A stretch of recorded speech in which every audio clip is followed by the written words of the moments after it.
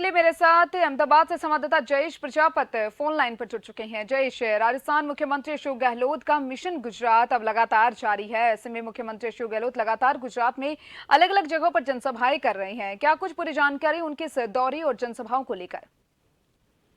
जी, मैं आपको बता दूं कि गुजरात कांग्रेस के पूर्व प्रभारी रह चुके हुए और राजस्थान के सीएम है अशोक गहलोत, जो कांग्रेस में जो डैमेज कंट्रोल किया है, कांग्रेस के पूछ रहे थे उसका डैमेज कंट्रोल किया। डैमेज कंट्रोल के बाद अलग अलग बड़े नेताओं से उन्होंने डोर टू डोर मीटिंग की। मीटिंग करने के बाद जो सौराष्ट्र सूरत और नवसारी में उन्होंने अलग अलग जगह पे जनसभा संबोधने वाले हैं, अलग अलग रोड शो भी करने वाला। कहीं ना कहीं देखा जाए तो इस बार कांग्रेस की हालत थोड़ी नाजुक थी, पर सीएम अशोक गहलोत, राजस्थान के सीएम अशोक गहलोत गुजरात में आने के कार्यकर्ताओं में भी एक उमंग है और एक आशा है कि कहीं ना कहीं गुजरात में कांग्रेस कुछ कर दिखाएगी। पर बात की जाए तो आज बीजेपी ने अपना संकल्प पत्र जारी किया है और आम आदमी पार्टी भी जोर शोर से अपना प्रचार कर रही है।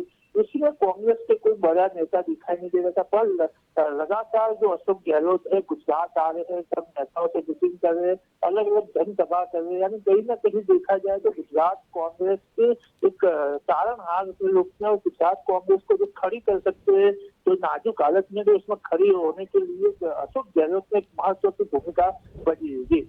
जी जयेश, वहीं अगर बात की जाए मुख्यमंत्री अशोक गहलोत को गुजरात चुनाव के लिए अगर देखा जाए तो सीनियर ऑब्जर्वर वहां पर बनाया गया है, क्योंकि मुख्यमंत्री अशोक गहलोत की अगर बात की जाए तो उन्हें राजनीति का जादूगर कहा जाता है।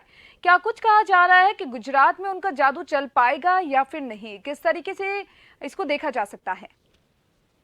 जी, मैं आपको बता दूं कि जब भी गुजरात कांग्रेस में कोई बड़ी दिक्कत आती है, गुजरात कांग्रेस टूटने के करीब आती है, तब जो अशोक गहलोत है, अशोक गहलोत को जो हाईकमान है गुजरात भेज देते। बात की जाए तो अभी तक जो प्रभारी रह चुके हैं गुजरात के अशोक गहलोत जो प्रभारी थे, तब उन्होंने गुजरात कांग्रेस के लिए अच्छी कामगिरी की थी और सबसे ज्यादा सीट उनके प्रभारी टाइम पे ही गुजरात कांग्रेस को मिली थी। और बात की जाए तो गुजरात कांग्रेस में जो अशोक गहलोत है, वो अशोक गहलोत के जो जनसभा है, अशोक गहलोत के कार्यकर्ता है, उनके आने से, अशोक गहलोत के आने से उनका एक नया जोश है वो अंदर आ गया है। यानी कहीं ना कहीं देखा जाए तो सौराष्ट्र कांग्रेस का गढ़ माना जाता है। तो कांग्रेस के गढ़ में लगातार 3 दिन तक उन्होंने जनसभाएं की थी।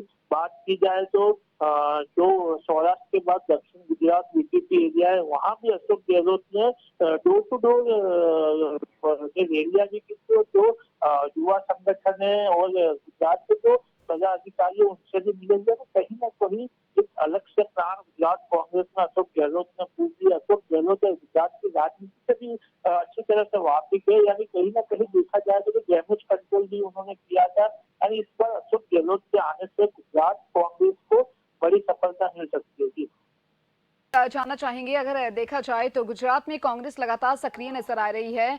अगर बात यहाँ पर बीजेपी की जाए तो बीजेपी किस तरीके से अपना चुनाव प्रचार प्रसार करने में जुटी हुई है, क्योंकि गुजरात में देखा जाए तो बीजेपी की सरकार है। अब किस तरीके से क्या कुछ कहा जा सकता है? जी, मैं आपको बता दूं गुजरात में बीजेपी अपना जोर शोर से प्रचार कर रही है। उनके जो बड़े नेता है पीएम नरेंद्र मोदी है और अमित शाह है, बैक टू बैक सभाएं कर रहे हैं। बैक टू बैक तो एक दिन में 500 सभाएं कर रहे हैं, रैलियां कर रहे हैं। नरेंद्र मोदी खुद आज सूरत में भी एक जनसभा करने वाला है। सूरत में 1 लाख से ज्यादा पब्लिक उनकी सभा में आने वाली है, रोड शो करने वाली है, क्योंकि सूरत में आम आदमी पार्टी ने जो उम्मीदवार उतारा है, पूर्व पाटीदार आंदोलन में जो हार्दिक पटेल के साथ थे, वो अल्पेश कथेरिया उतारा। यानी कहीं ना सूरत की 3 सीटों पे बहुत जबरदस्त मुकाबला होने वाला। यानी सूरत के जो पाटीदार गढ़ है, उनको वोट बैंक को तैयार करने के लिए जो खुद नरेंद्र मोदी वहाँ सभा करने वाले।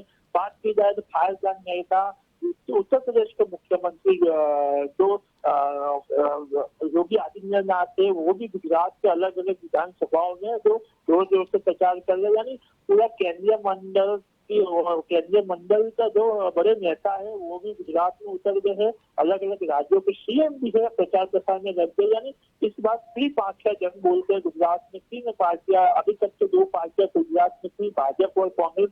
पर इस बार आम आदमी पार्टी के एंट्री होने से खुद बीजेपी भी कोई प्रचार में कसर नहीं रखना चाहती, यानी कहीं ना कहीं देखे तो आम आदमी पार्टी में आने से जो कम लीड से जीते हुए नेता जी। है कांग्रेस को या बीजेपी, उनको खतरा है, वो सीट जाने की डर है। इसलिए कहीं ना कहीं देखा जाए तो बीजेपी अपना दम लगा के जोधपुर से प्रचार कर रही है। जो बड़े नेता है वो खुद प्रचार कर रहे, खुद एक दिन में 4 से 5 सभा संबोधन कर रहे। यानी कहीं ना कहीं देखा जाए तो इस बार नरेंद्र मोदी ने भी जुड़ा है कि मेरे रेकॉर्ड है गुजरात में रेकॉर्ड चुनना, इस बार रेकॉर्ड ब्रेक सीट लानी। यानी कहीं ना कहीं देखा जाए रेकॉर्ड ब्रेक सीट लाने के लिए बीजेपी के राष्ट्रीय अध्यक्ष कई बड़े नेता गुजरात प्रचार में जुड़ गए। जी। चलिए जयेश, बहुत बहुत शुक्रिया आपका तमाम जानकारी को साझा करने के लिए।